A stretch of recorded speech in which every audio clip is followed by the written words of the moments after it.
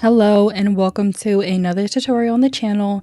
Today we are starting something new. We're going to try to learn Nomad Sculpt. Now for beginners, Nomad Sculpt can seem a bit intimidating and there seems like there's a lot of settings, which there are, that you have to try to understand. So it can get kind of confusing with no guidance at all. Today we're going to do a simple project. We're going to make a little donut figure. Hopefully this gives you a better idea for how to use Nomad and sort of understand the processes of creating different kinds of images and designs for 3D models. Whether you're trying to sculpt something or you want to make files for 3D printing, you can probably try it out yourself. Let me first say that I'm not going to go through every single setting because that would be a really long video and I feel like it would get kind of confusing, especially for somebody who just got the app and has no idea what to do with it. So we're just going to do a quick little donut and feel free to follow along. I say this on all of my videos. If you're interested in learning, make sure you have the app open at the same time as this video because following along as I do it is one of the best ways to learn is to actually get hands-on and do it yourself rather than watching me and potentially forget later. And if you get stuck, you can replay this, you can pause the video,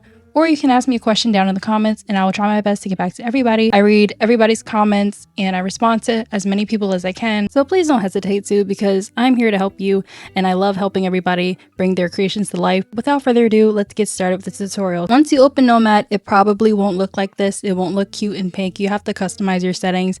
I'll show you how you can do that right now. You see this little settings bar at the top? It'll be at the top right hand side of your tools. This is your toolbox. You can edit the color of your widgets. You can edit the sizing of your fonts or sizing of the icons for every setting this has. But to change the color of your widget, you click that little settings bar, you scroll down to color widget, and it should let you choose here. You can choose any color and shade you want, and you can also choose a color base. So this is my color base. That is how I got my Nomad to look like this. Once you open up Nomad, it will look like this. You'll just have a sphere in the middle. At the top right, it'll show you what view you're at. So you can click right and it'll show you the right one. Click it again and it will take you to the left side. So if you click it a second time, it'll take you to the opposite side. And if you want to recenter your object, just click the home button and it will do that for you. Once you open up Nomad, usually by default, there will be a sphere on your screen. You can use this to make the donut, but I'm not going to use it because there's an easier way to do it, especially if you're a beginner. I really don't want to confuse you. So the first thing we want to do is we want to get rid of this sphere. We don't want this. We're going to use something else. You go to the top left-hand corner where there is this little button that has 3 squares on it. You want to click that. And right here is where you'll see all of these shapes that you have in your canvas. You can hide a shape by clicking this eyeball looking thing, but we're going to delete it because we don't need it. And to add a shape, you want to click this plus button. All of these shapes under here, under the primitive tab, is anything you can add into your canvas. So there's a box, you have another sphere, you have a cylinder, a cone, and there's even a head shape if you want to make masks using that. And we're going to use this shape right here that looks like a donut. It's directly underneath the box shape. Click that and you should have a little ring that pops up on your screen. So for our donut dough base, we want it to be thicker because this is kind of skinny for our donut dough. If you like it this way, by all means keep it that way, but I like mine to be a little more fluffy. So I'm going to make the width of my ring a bit thicker. And we can do that using this middle circle. You can either type in your own measurements or you can drag it to see how it looks. I usually just like to drag it and make it bigger or smaller that way so I have a live preview of it. Remember, it's our middle circle and mine is green. I'm not sure if everybody's is the same color, but mine is green. You want to hold it down while you drag it. If you drag it up, it gets thicker. If you drag it down, the ring gets thinner. So we'll have it probably like this. This is a good size. And if you wanted to make your ring smaller, you can drag this right here. And just play around with it until you get the donut shape that you like. I think this is pretty good for a donut. So I'm going to validate that, and you can validate it using this green check mark at the far left on this tab that's open right here. What just popped up on the screen is called a gizmo tool, and the gizmo tool will allow you to move your shapes around or morph them. So if I were to drag this triangle up here, it will move my shape up or down. If I move this one, it will go left or right. And if I move the circle, it'll make it taller. If I move the other circle, it'll make it wider. Just play around with those until you get something that you like. And you can also make the entire thing bigger or smaller by using this ring right here, the outermost ring of this. and dragging it in to make it smaller, or dragging it out to make it bigger. We have our donut dough base, and this part is completely optional, but if you want to color it at this point you can, or you can wait till the end to color everything once your model is complete. However, I'm going to color mine now because I just enjoy coloring it as I go to see how it looks. You can color it using this paint setting right here, which allows you to directly paint on there, or you can use this setting up here. You click this little paintbrush up here for the settings and it allows you to color the entire thing from here. To preview a color, you click on this color rectangle and you'll be able to move this around to get the color that you like and the shade that you like. I like to have mine a bit on the orange red side, maybe something like this. To color the entire thing, you can click paint all. And for the roughness, I do want to edit it a little bit. You can also make it metallic by increasing the metalness setting. But I'm gonna have mine like this, a paint all. That's how that looks. Now we want to add our donut glaze on top. We're gonna use the same exact shape that we used for the donut dough, which is the torus shape. Go back up here to this setting, click add and click torus.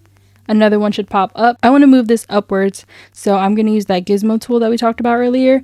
You can find it right next to the donut right here, and you can move it up using this arrow. I'm going to make this a bit smaller. You see how it kind of comes out like that?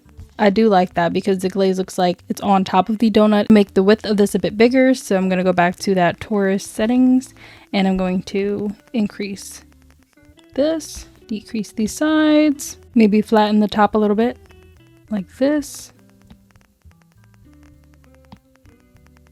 This is how mine looks like right now. It should look something like this. It doesn't have to look exactly like this, but this is how mine looks like. I flattened the top using this circle setting right here, and I just kept adjusting the settings until I got a nice little glaze top. Don't worry, because it's not going to stay this way. We're actually going to make it look like it's dripping down the sides by dragging it. Once you're happy with this, click validate, just like we did with the first one. We want to move over here to the inflate tool.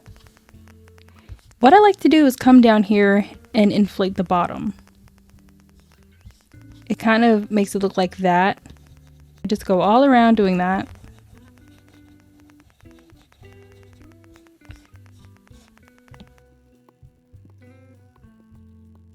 So it looks something like this, and if it's sticking out too much, you can easily just drag it or move it, or even smoothen it out using the smooth tool. We can use the drag tool over here. Right here, it should be right next to the move tool, and you can drag these a bit down if they are sticking out too much. You see how this one right here is kind of sticking out? I just want to drag the bottom part.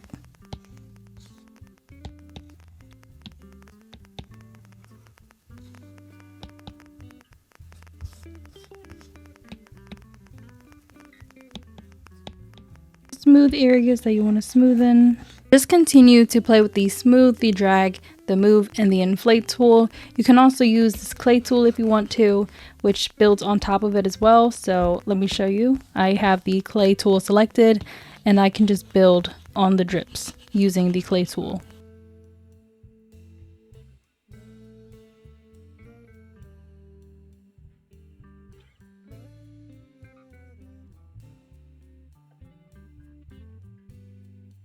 You can mess around with the settings to make it smoother or neater, but I'm just going to leave it like this because I don't really need it to be perfect. This is just a little practice for you to get used to the settings and how the shape works and the different kinds of tools that you can use to reshape your clay and your design. Now we can color this the same way we colored our dough by going here and changing our color.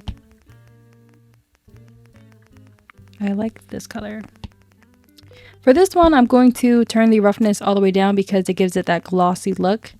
Like that, and then I apply, and it should look like this, a nice cute glazed donut. This is how your final project should look. I know it looks really simple, but again, this is for anybody who is just starting out with Nomad and just wants a simple, easy, quick project to do to start out. I know mine looks a little rough because I didn't really feel like smoothing it, and you can also even test print this. I think these small projects are really good for helping you get used to Nomad's tools because there are a lot of tools.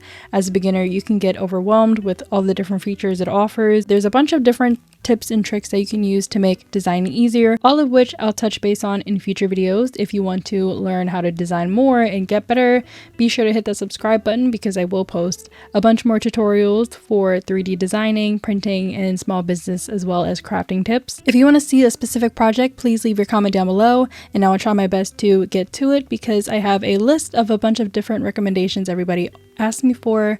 I know a lot of you have been asking me for a DIY custom clicker design for custom 3D printed fidgets, which I will get around to. I just want to decide what kind of design I want to do that is beginner friendly. If you're looking for my designs, I do have them all available on my Etsy shop, as well as some full courses if you are interested in that. If you're a small business owner looking to invest in some knowledge in how to create your very own product design line, I have that available. Cannot wait to see you in my next video. Until then, bye.